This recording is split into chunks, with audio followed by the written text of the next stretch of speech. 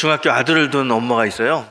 어느 날 아들 방에 가서 청소를 하는데 아들이 메모장에다가 막 메모를 많이 해놓은 거예요. 무슨 메모를 했나 이렇게 봤더니 온통 성에 대한 이야기가 막 적혀 있는 거예요. 엄마가 깜짝 놀라가지고 우리 아들이 성적으로 굉장히 호기심이 많은가 보다. 저녁에 이제 아빠가 들어와서 아빠한테 그 얘기를 합니다. 여보 아들이 성적인 관심이 많은 것 같은데 아들이고 당신이 아빠니까 당신이 가가지고 좀 올바른 성교육을 좀 시키라고 지금 시켜야 된다고 그래요. 아버지가 알겠다고 아빠가 그 아들 방에 들어왔습니다. 아들을 앉혀놓고 성교육을 하려고 하는데 부끄러워서 얘기할 수가 없는 거예요. 그래가지고 말을 이리 돌리고 저리 돌리고 빙글빙글 돌리니까 아들이 아빠를 딱 보면서 아빠 성에 대해서 뭐가 알고 싶으세요? 나한테 얘기하세요. 내가 다 가르쳐 드릴게요. 그래요. 제가 그 얘기 듣고요. 한참 웃었어요. 여러분, 이 중학생 아들이 알면 얼마나 알겠습니까? 그리고 안다 하더라도 왜곡된 정보를 많이 알 수 있을 거예요. 그런데 본인은 다 안다고 생각해요. 제가 그 얘기를 들으면서요. 우리 신앙생활도 그렇게 하지 않나 라는 생각 해봅니다. 여러분, 성도들하고 얘기해보면요. 성도들은요. 신앙생활 다 안다고 합니다. 그리고 목사님 걱정하지 마세요. 우리가 다 알아서 합니다. 그래요. 특별히 이 헌금과 관련된 부분에 대해서는요. 목사님 일치 그런 얘기 하지 마세요. 우리가 다 알아서 합니다. 그래요. 물론 다 알아서 하면 좋죠. 그런데 가만히 보면 잘 알지도 못하고 안다 하더라도 잘못 아는 경우도 많이 있습니다. 이 헌금에 대한 말을 한다는 게 굉장히 껄끄럽고요. 듣는 성도나 하는 목사들도 다 힘들어요. 이게 왜 힘들까? 가만히 생각해 봅니다. 힘든 이유는 이게 세상적이라 그래요. 여러분, 헌금을 돈이라고 생각하면 말하기도 어렵고 듣는 분도 힘듭니다. 하지만 헌금은 하나님께 드림, 예배의 일종이고요. 또 신앙생활의 표현입니다. 그러면 당연히 목사가 그 이야기를 해야 되고 성도는 들어야 됩니다. 그래야 좋은 신앙인이 될 수 있고 또 좋은 성도가 될 수 있습니다. 저는 오늘부터 한 약 3주 동안 이 크리스찬의 물질관에 대해서 함께 여러분과 나누길 원합니다. 여러분, 이번 기회에 우리 크리스찬들은 물질을 어떻게 생각해야 되고 어떻게 하나님께 드리고 어떤 것이 진짜 하나님의 축복인지를 좀 잘 배우고 또 그대로 물질관을 따라가지고 신앙생활 잘하는 그런 성도가 되기를 소망합니다. 여러분, 오늘 읽은 이 본문의 이야기는요. 예루살렘에 큰 기근이 일어났습니다. 예루살렘에 기근이 일어나다 보니까 예루살렘 교회가 참 어려워요. 예루살렘 교회가 어렵다는 이야기를 고린도 교회가 듣습니다. 그리고 고린도 교회 성도들이 예루살렘 교회가 어렵다는데 우리가 좀 연보를 해가지고 거기 좀 보내자. 그렇게 이야기가 도는데 헌금을 하지 않는 거예요. 그래서 바울이 한참을 기다리다가 고린도 교회 성도들에게 편지를 씁니다. 어려운 예루살렘 교회를 위해서 헌금을 좀 해서 드리라고 이야기해요. 그리고 헌금할 때 인색함으로 하지 말고 마음이 정한 대로 풍성하게 하나님께 드려라. 하나님은 기쁘게 즐겨내는 자를 사랑하신다. 그렇게 편지를 써가지고 고린도 교회에다가 헌금하라고 이야기하는 내용이 오늘 그 본문의 이야기입니다. 오늘 본문을 보게 되면은요, 또 중요한 단어가 있어요. 헌금을 할 때 하나님께 드릴 때 기쁜 마음으로 드리라는 기쁜 마음으로. 여러분 우리 다 헌금 생활 해보셨잖아요. 헌금 드릴 때 여러분 기뻐요? 기쁩니까? 기쁘다면 참 감사하죠. 근데 사실은 기쁨보다는 부담감을 느끼는 성도들이 아마 많을 겁니다. 우리가 이제 한 1년 전부터 리모델링 해야 된다고 준비 다 하고 있고요. 이제 설계도 이제 들어간 상태입니다. 1년 동안 리모델링에 대한 이야기가 많이 왔다 갔다 하는데 저는 성도님들 중에 목사님 우리가 리모델링 한다면서요? 얼마나 기쁜지 몰라요. 제가 기쁜 마음으로 제가 하나님께 헌금하겠습니다. 이렇게 이야기하는 사람은 제가 만나보지 못했어요. 아직까지는. 여러분 마음속에 있는지 모르겠지만. 그런데 목사님 리모델링 해야 되는데 참 부담돼요. 이런 분은 제가 많이 만나봤습니다.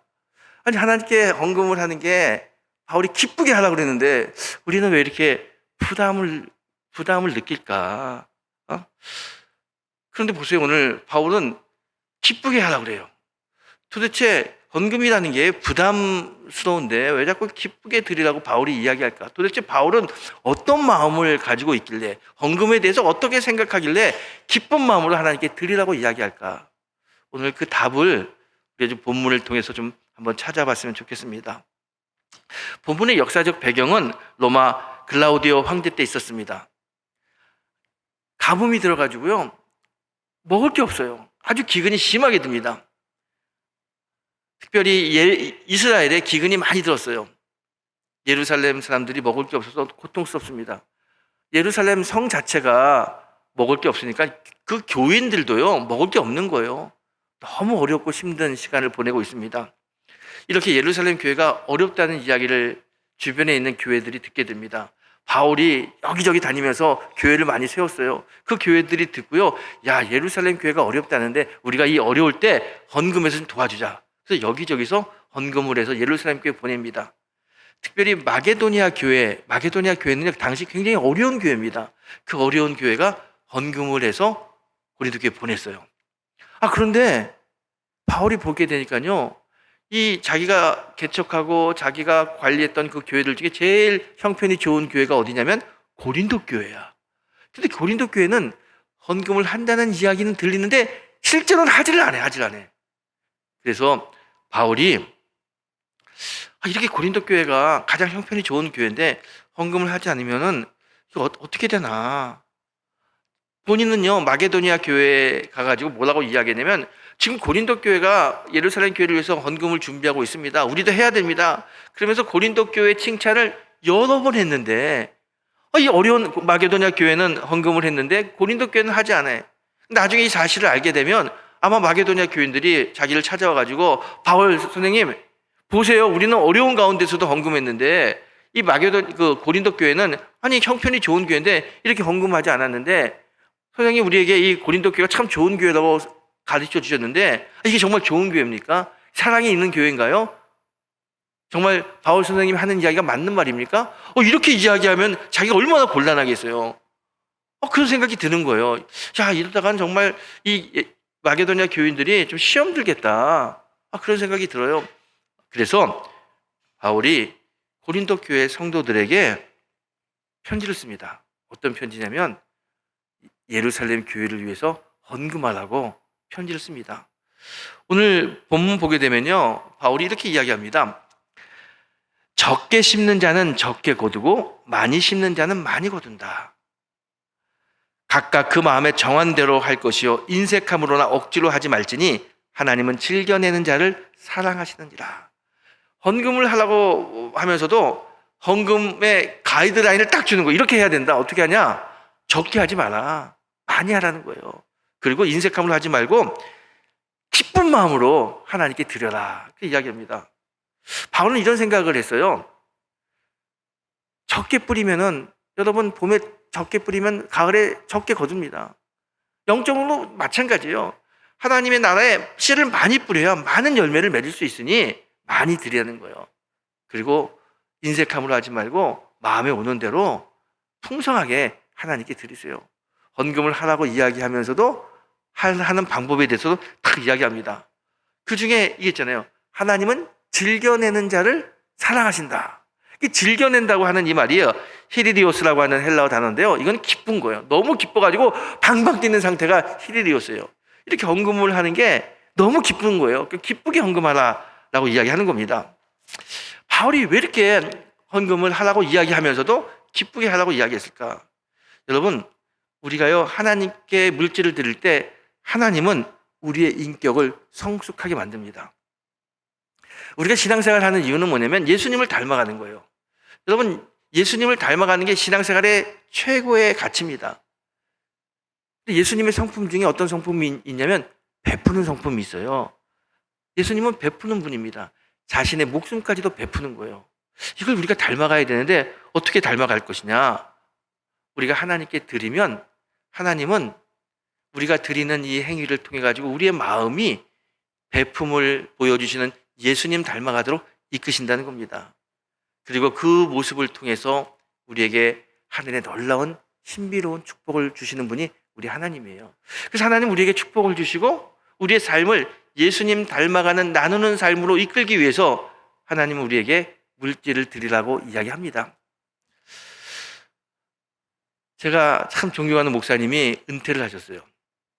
그래서 저하고 또 그 목사님을 존경하는 두세 명이 함께 찾아가서 인사를 드립니다.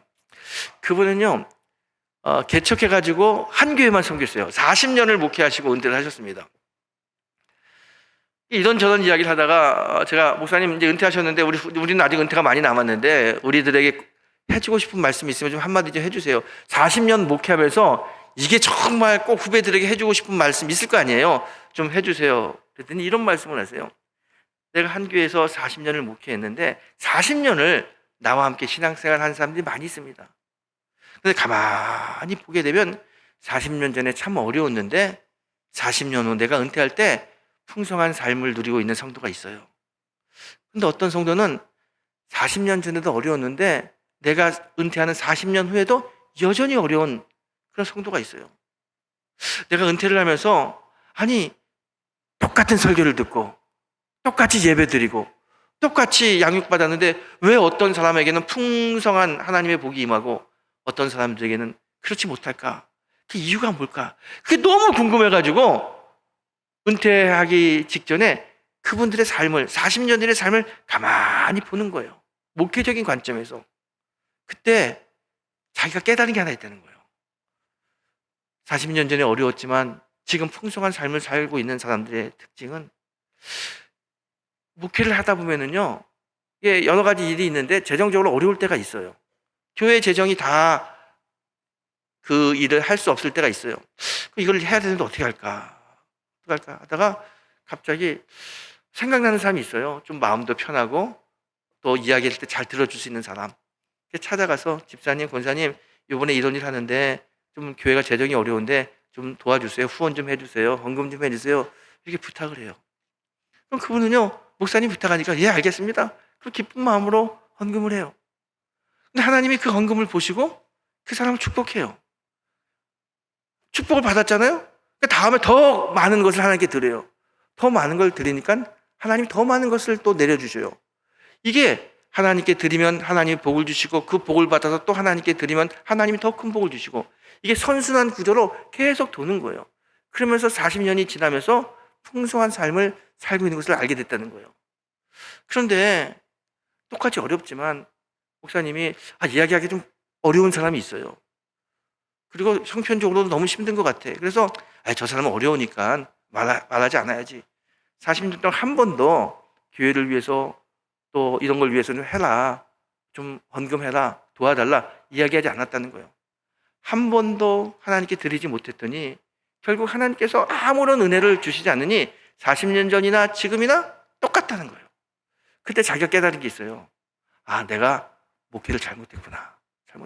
참 많이 회개했다는 거예요. 정말 내가 마음이 좀 불편해도 생활이 어렵다고 느껴져도 하나님께 드리세요.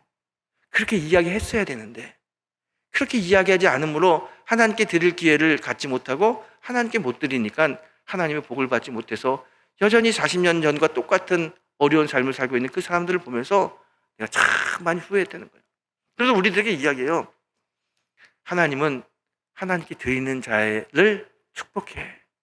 성도들에게 하나님께 드리라고, 하나님께 풍성히 드리라고, 그러면 풍성한 은혜를 받는다는 것을 꼭 가리키는 목사들이 됐으면 좋겠다 그러더라고요. 제가 그 이야기를 들으면서 참 은혜가 되더라고요. 여러분, 하나님은 어떤 분이냐? 하나님은 우리에게 재물을 드리게 하고 우리를 축복하는 분이 하나님입니다. 우리가 하나님께 재물을 드리면 하나님은 우리의 인격을 예수님 닮은 인격으로 이끄시고 우리의 삶 속에 필요를 채워주시는 분이 바로 우리 하나님이세요. 여러분, 그래서 믿음은 세상의 경제 법칙을 따르는 것이 아니라 영적인 경제 법칙을 따르는 겁니다. 여러분, 경제 법칙에는요, 두 가지가 있어요. 세상의 경제 법칙과 하나님의 경제 법칙. 세상의 경제 법칙은 우리가 너무나 잘 알고 있습니다. 하나님의 경제 법칙은 잘 몰라요. 그런데 실제적으로 우리의 삶을 움직이는 것, 그건요, 보이지 않는 영적인 경제 법칙, 하나님의 경제 법칙, 법칙입니다. 하나님의 경제 법칙은 간단해요. 우리가 하나님께 드리면 하나님 우리의 필요를 채워주십니다. 하나님 우리의 필요를 채워줬다는 것을 우리가 느끼고 하나님께 또 드리면 하나님 더 큰 필요를, 더 큰 축복을 우리에게 주십니다. 이게 선순환적으로 도는 것, 이게 하나님의 경제 법칙입니다. 여러분, 우리가 하나님께 드리면 하나님은 우리의 필요를 채워주십니다.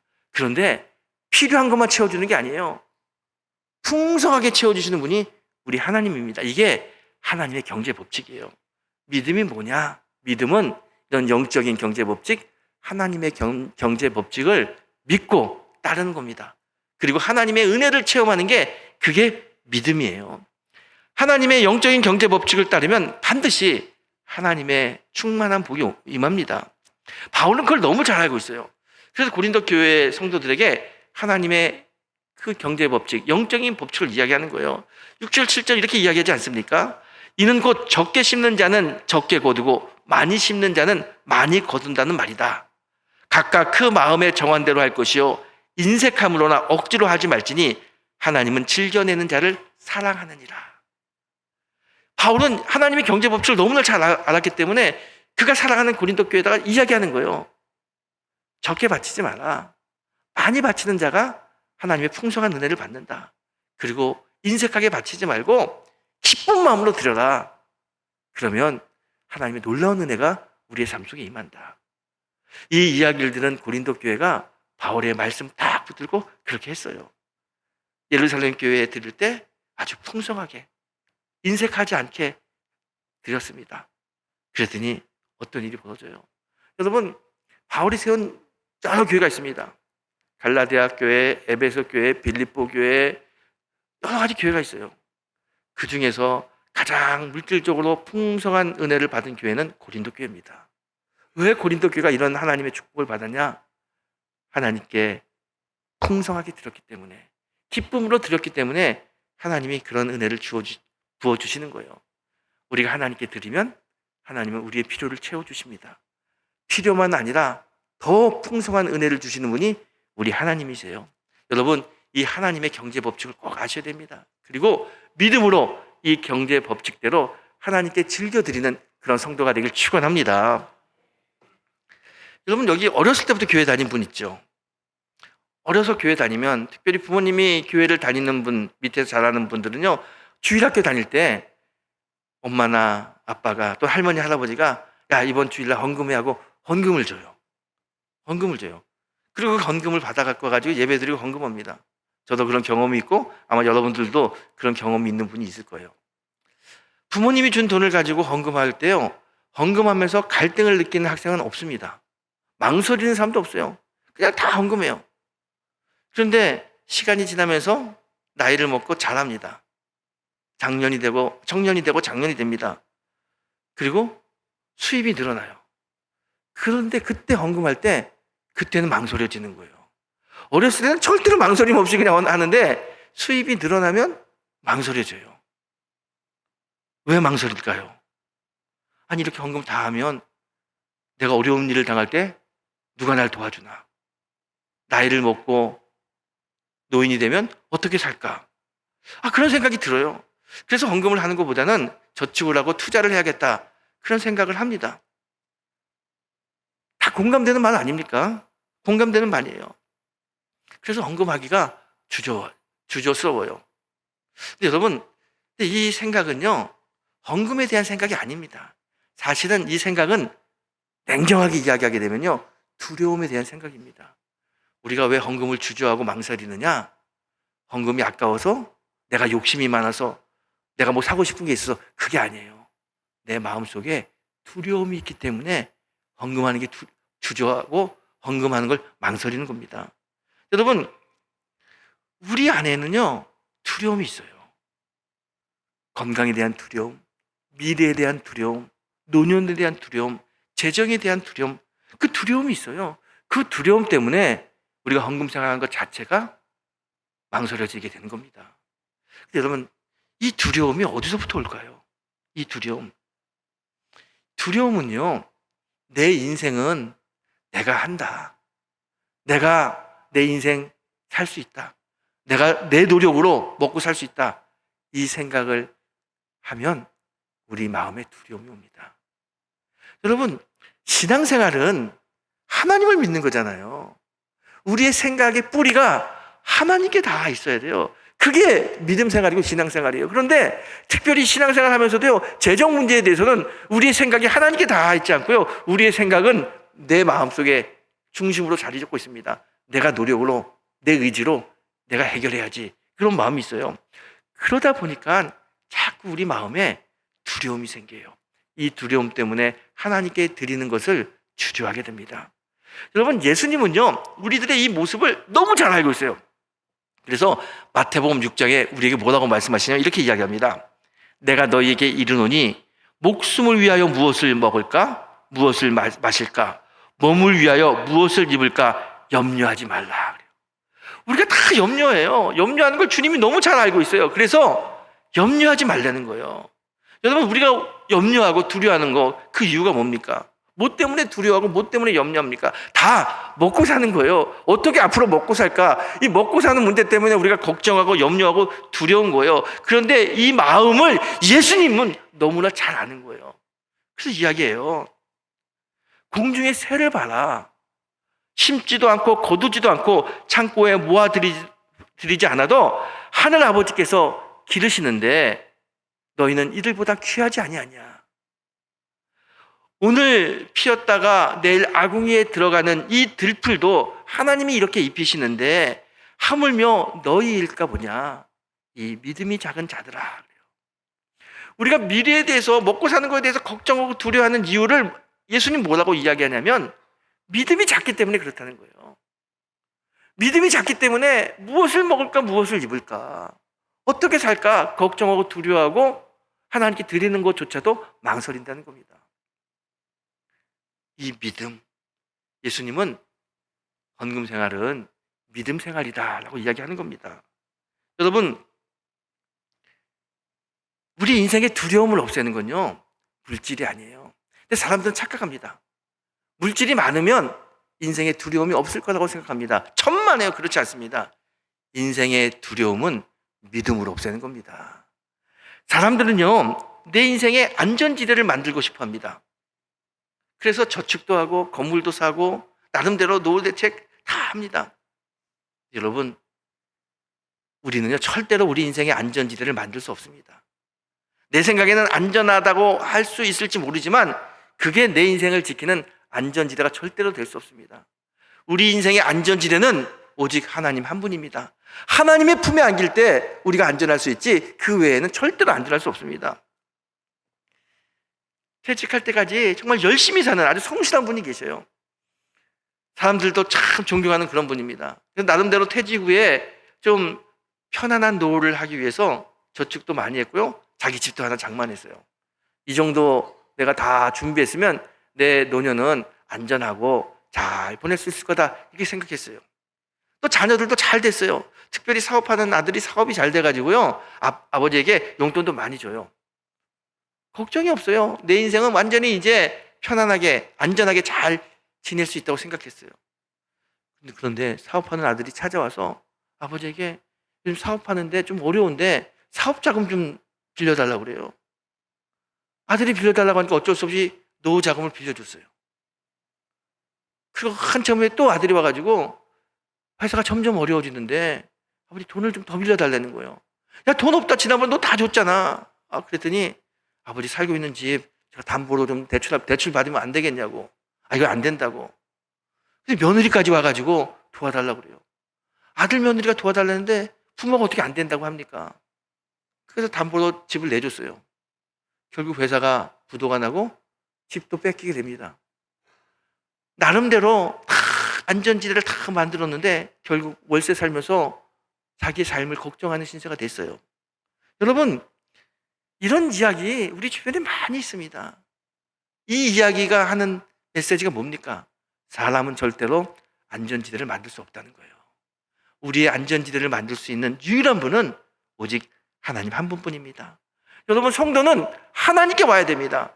하나님 믿음으로 살 때 우리의 인생은 안전하게 하나님이 책임져 주세요. 그분은 졸지도 주무시지도 않는 분입니다. 하나님이 책임져야 우리의 인생 안전하게 살 수 있는 겁니다. 여러분, 우리가 믿음으로 살 때, 하나님을 바라보고 하나님 안에서 살 때, 하나님은 우리 인생을 복되게 합니다. 우리 인생의 축복이 어디서부터 옵니까? 축복의 근원이신 하나님으로부터 오는 거예요. 성도는 이걸 알아야 됩니다. 그래서 믿음으로 하나님께 나가야 복의 근원이 되신 하나님이 우리 삶 속에 복을 주셔요. 여러분, 하나님은요, 믿음으로 나오는 자를 복된 길로 인도하시는 분이 우리 하나님이십니다. 저희 아내는요, 매주 감사헌금을 해요. 그래서 제가 아내에게 한번 물어봤어요. 여보, 감사헌금 매주 하는데 힘들지 않아? 아니, 왜 이렇게 매주 감사헌금 하는 거야? 그랬더니, 옛날에 집회를 참석했는데 그 강사 목사님이 매주 헌금을 하랬다는 거예요. 그때 그게 마음에 와가지고 그때부터 감사헌금을 합니다.